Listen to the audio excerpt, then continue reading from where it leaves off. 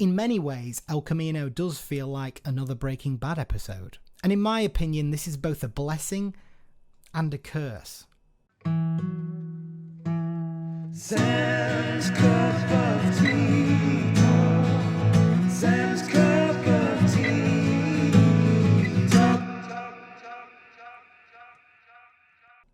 El Camino, a Breaking Bad film, was written and directed by Vince Gilligan and stars Aaron Paul returning as Jesse Pinkman.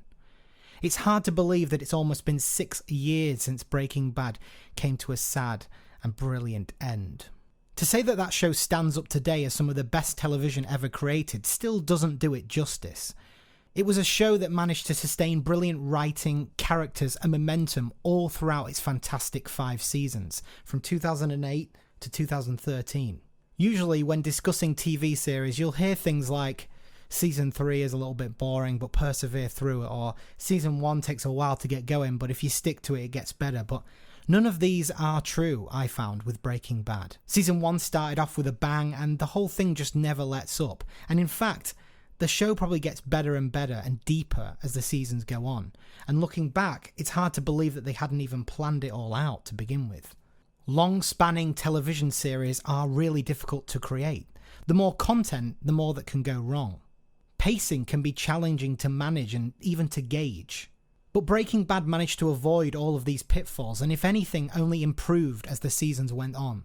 It was somehow impervious to reality in some strange way, and lightning just seemed to strike again and again from 2008 all the way to 2013. A recent talking point about TV shows has been the seemingly impossible task to stick the landing.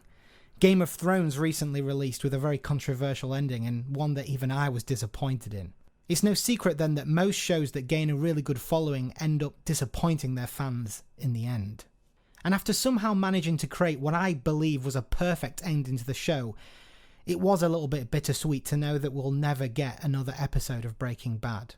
And so the withdrawal symptoms and the post-Breaking Bad trauma led us to search desperately for another Magna Carta to attach ourselves to and get obsessed with. Cut to the present day, and 5 years later, an El Camino has popped up on Netflix. It was announced mere months before its release and managed to keep a very hush-hush production, which is kind of a miracle considering these days with the internet and fans.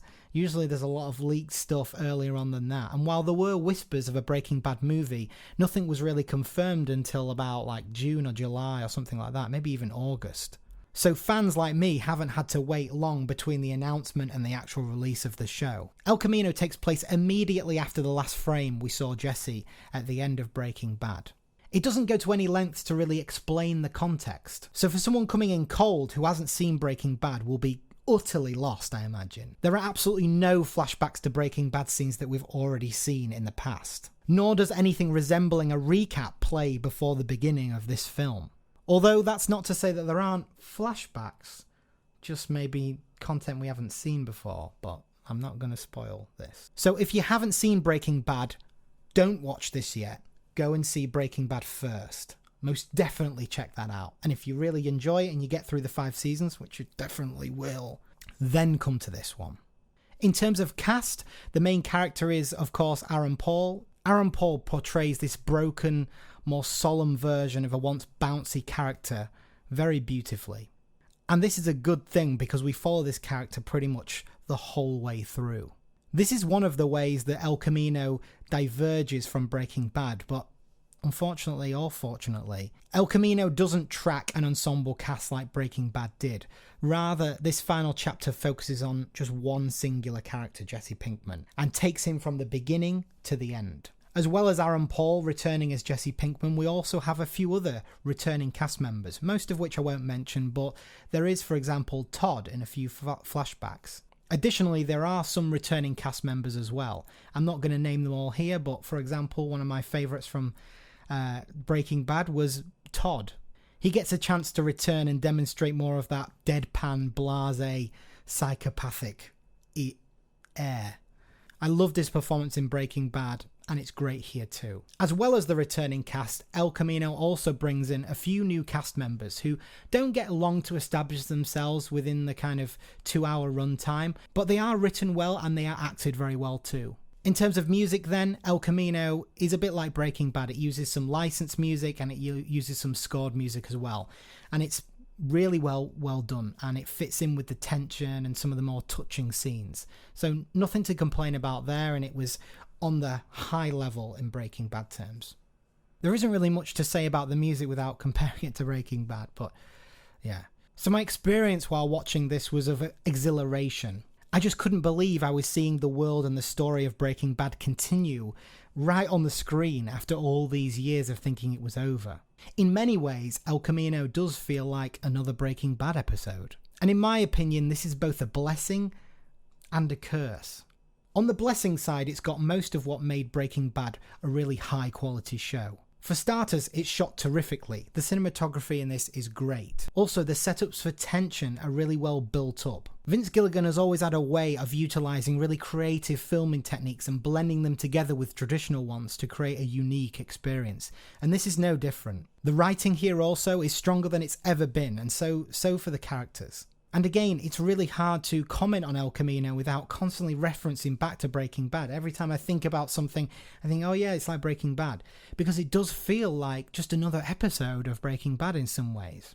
But by its end, and on reflecting on the experience, I did feel a little bit flat and disappointed. In some ways, the ending provided to Jesse was perfect, and the events that take place are all serviceably entertaining and well done. But despite all of this, I couldn't help shake a feeling of oddness and mild disappointment. El Camino is a bizarre juxtaposition, because on the one hand, as the audience, we all know that Breaking Bad ended, and it's been 5 years, and in some ways the show just carries on as though it's just another episode in a new season. But on the other hand, it seems constantly aware of the fact that it's been so long, and so then it pops in these little newly added flashbacks into the Breaking Bad timeline and these little visual cues to go like, remember this, remember that? Like little gems for Breaking Bad fans and people who know that. And adding to this, and maybe this is just me, but a lot of the returning characters have aged and changed significantly since we last saw them, and we're meant to believe that this is literally a moment after the end of Breaking Bad. Now, I'm sure this won't bother a lot of people, but for some reason it just kept taking me out of the experience. The inconsistency of how, like, Todd, for example, looks a lot bigger and older, it kind of broke my immersion, but maybe that's just me. I guess it's true in some senses to say that Jesse's story wasn't completely finished by the end of Breaking Bad, but I did enjoy the ambiguity of it. He did seem to escape, and his elation and relief was palpable when he's on the steering wheel and he's screaming like, "Rah!" El Camino then feels a little bit to me like a wasted opportunity. In some ways it felt like, on a cold day when you keep the engine running to warm it up for ages and you thaw out the thing, you spend 15 minutes waiting for your car to warm up, and then you only drive it like a couple of minutes. That's how El Camino feels. It feels like it's been 5 years and Vince Gilligan finally picks up the mantle and gets the cast all back together, most of them. And it just feels like very little happens. It's something that while you're watching it and you're engaged, you feel like it's leading to more. But then it just didn't. But then once you zoom out by the end, you realise that there's not really been hardly any distance covered.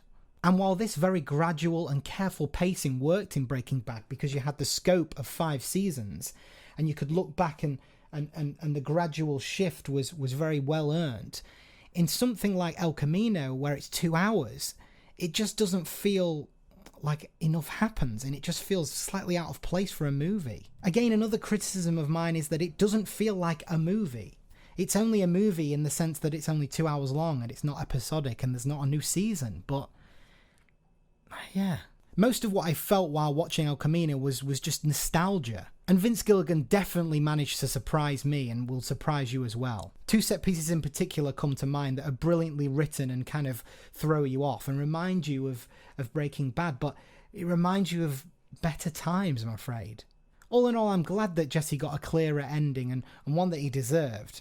And also that we got to revisit the world that Breaking Bad boldly created. But there'll always be a part of me that yearns for more and wish this had, that it made more of the opportunity. Okay, so on to my rating. The way I rate movies is the best is my cup of tea, second best is okay brew, and third worst is not my cup of tea. So I'm going to give El Camino an okay brew. You know, I want to say that I love this, and taken in its individual parts, the cinematography, the music, the acting, the writing, all of it's great. But just when you put it together as a whole, it just didn't feel like enough. And for me, it just didn't satisfy. It's a strange thing because when I track the writing decisions that were made, I don't disagree with any of them, but the final product just doesn't seem to be something that excites me. You know, it's like if you're on a big journey and the whole way, each step, you agree with every single decision that's made, but by the end and by the time you reach your destination, you still feel unsatisfied or it was wrong.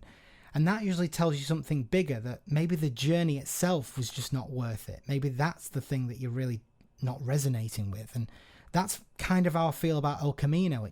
For me, it just doesn't feel necessary enough after 5 years to make a movie and for it to be 2 hours and to kind of invest back in that world again, to just so quickly be taken out of it. I just don't feel it really, really warrants it, but maybe I'm wrong. You know, there isn't a single Breaking Bad episode from series 1 to 5 that I would cut out. Everything seems integral. And while all that seemed like very coherent and integral and made more sense as time went on, when you got to season 4, season 1 made sense and little moments. In El Camino, there's a lot of stuff that I just feel like you don't have to watch it. If somebody was watching Breaking Bad, I wouldn't say to them, you know, you've got to wait till you see El Camino. I just don't feel like that's necessary. Adding to that, there are a few scenes, without spoiling anything, that take place in the Breaking Bad universe, the flashbacks, but that are added. And they feel too self-aware of the fact that this is a movie trying to wrap everything up. And it just seems like they take these inconsequential slices. And Breaking Bad was so detailed and had so many episodes that it feels like they arbitrarily adding scenes into what already happened just seemed a little bit strange to me and unnecessary, but maybe that's just me. If you love Breaking Bad, then definitely give this a watch, because you might enjoy this more than me, and it is really well done. Really well done. I just hope that your experience is more fulfilling than mine. Having said that, I'm going to watch this a second time, and maybe upon second viewing, I'll feel differently. I'm hoping. Anyway, thank you for watching this episode of Sam's Cup of Tea. Please subscribe to get more content on movies and video games and other things I'm interested in. Sam's Cup of Tea, signing off. Sam's Cup